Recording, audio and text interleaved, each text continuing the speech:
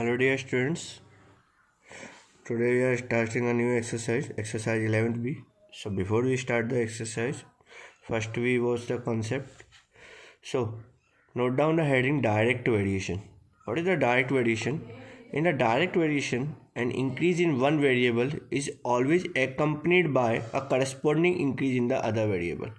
अगर एक वेरिएबल में अगर इंक्रीज होता है, ठीक है ना, और उसके साथ करस्पॉन्डिंगली अगर सेकंड वेरिएबल में भी अगर इंक्रीजमेंट हो रहा है, मतलब एक क्वांटिटी के बढ़ने से अगर दूसरी क्वांटिटी भी बढ़ रही है, तो उसे हम क्या कहते हैं? डायरेक्ट वेरिएशन कहते हैं।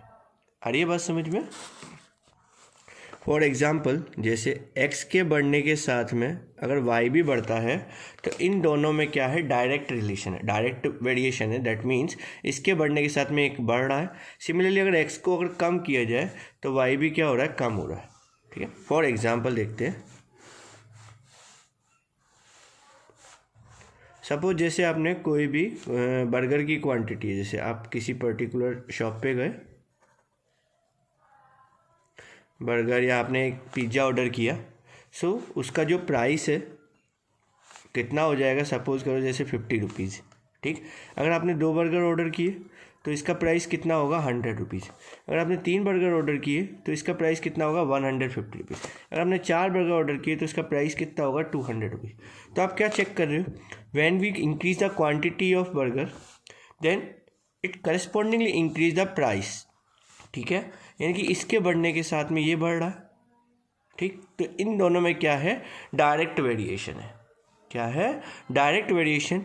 और in the direct variation we can see that always जो रेशियो होगा इन दोनों का, जैसे देखो 1/50, 2/100 को सॉल्व करेंगे, ये भी क्या आएगा? 1/50। 3/100 को सॉल्व करेंगे, ये भी क्या आएगा? 150 को। ठीक है, 4/200 को सॉल्व करेंगे, ये भी क्या आएगा? 1/50 आएगा। So always we can see that x to y is always is constant. और इसे हम कैसे शो करते हैं? When x increment correspondingly as y, that means x proportional with y, then x upon y, तो y क्या हो रहा है? डिवाइड में आ रहा है, then x upon y is constant. ठीक है, बात आई समझ में? इसे हम ऐसे भी समझते हैं कि अगर कोई वैल्यू अगर प्रपोर्शनल होती है तो प्रपोर्शनल का साइन हटाने के लिए हम किसका करते हैं? कांस्टेंट का मल्टीप्लाई करते हैं। So when is x proportional to y, then x upon y is constant. ठीक है, ये चीज़ आई समझ में? When x upon y is constant, that means x1 upon y1 is equal to x2 upon y2। That is the formula for direct variation. We can watch that. Suppose x1 upon y1 equal to x2 upon y2. इसमें कोई भी चीज़ अगर हमारे लिए missing होती है, suppose x2 missing है, x1 missing है, या y2 मिसिंग है, या y1 मिसिंग है, तो हम इजी वे में उसे फाइंड आउट कर सकते हैं by using the concept of x proportional to y। That means x upon y is constant and x1 upon y1 equal to x2 upon y2। Okay, check in that formula. So exercise देखते हैं इसमें। Question number first, जो कि direct variation पे base है, कि कौन सा क्वेश्चन इसमें से डायरेक्ट वेरिएशन पे बेस है और कौन सा नहीं है। तो आपको केवल यस और नो में रिप्लाई करना है, वो आप अपने आप खुद से एक बार चेक करना। ठीक है, फॉर एग्जांपल मैं आपको दिखा देता हूँ एक आध दो क्वेश्चन में। जैसे income tax and income, when we increase the income automatically it increases income tax. ठीक है, जैसे जैसे इनकम बढ़ेगी वैसे वैसे इनकम टैक्स बढ़ता जाएगा। सिमिलर में interest on money and the amount invested, भाई जितना ज़्यादा आपका अमाउंट इन्वेस्ट करेंगे उतना अकॉर्डिंगली उसके अंदर इंटरेस्ट बढ़ेगा। ठीक है, तो इनमें क्या हो रहा है? डायरेक्ट वेरिएशन है। सो यस, ठीक है, क्लियर हो गया क्वेश्चन। आगे देखते हैं सेकंड क्वेश्चन। फर्स्ट क्वेश्चन आप लोग अपने खुद से पढ़ना और कंसेप्ट अपने क्लियर करना। Okay, second question is that do this 3 representation of the ratio 5:7 give the same value. So check करना है हमें कि क्या 5:7 का जो रेशियो है वो इन सभी में हमारे लिए सेम होता है। क्या वैल्यू सेम देता है? 5:7 यस, 5:7 यस, 5/7 यस। सो सभी में क्या है? सेम वैल्यू आ रही है हमारे लिए। ठीक है, so answer is yes, these all representations are give the same value. Okay, question number third में मैं आपको एक क्वेश्चन बताता हूँ, बाकी रिमेनिंग आप खुद से सॉल्व करोगे तो ईजी वे में हो जाएंगे। क्वेश्चन नंबर थर्ड का A, if X varies directly as Y, अब देखो हमें देखो इसे पहले पढ़ना है, ठीक है, कि एक्स जो है वो किसके अकॉर्डिंगली वेरी कर रहा है, वाई के अकॉर्डिंग वेरी कर रहा है, ठीक।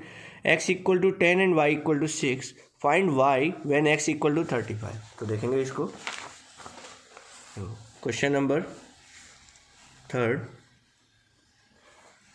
क्या कह रहा है, when X varies Y directly varies, ठीक है, that means X is proportional to Y. अब जैसे मैं लिख रहा हूँ वैसे ही आपको भी लिख के आना है, ध्यान रखना, X is proportional to Y, that means X upon Y is constant.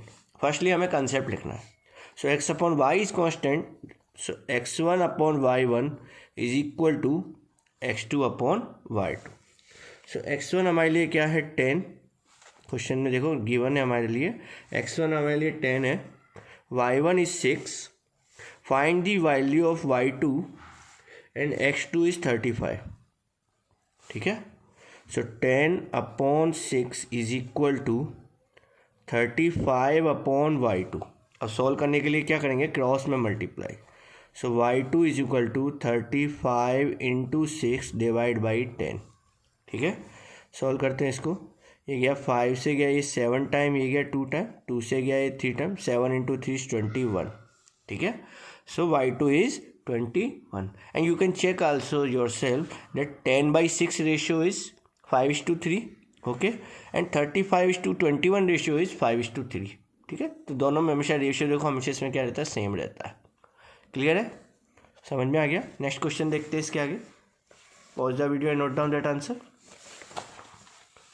Question number 5, अरे क्वेश्चन नंबर 6 आप खुद से करना, क्वेश्चन नंबर 5 मैं आपको बता रहा हूँ, if X vary directly as 3y। अब देखो ये 3y के अकॉर्डिंग वेरी कर रहा है, पहले वो किसके अकॉर्डिंग वेरी कर रहा था, y के अकॉर्डिंग वेरी कर रहा था, अब ये 3y के अकॉर्डिंग वेरी कर रहा है, ठीक है। सो इन विच x1 y1 and x2 y2, that means इसमें x2 हमें फाइंड करना है, y2 हमें गिवन है। तो देखेंगे इसके अकॉर्डिंग कंसेप्ट को,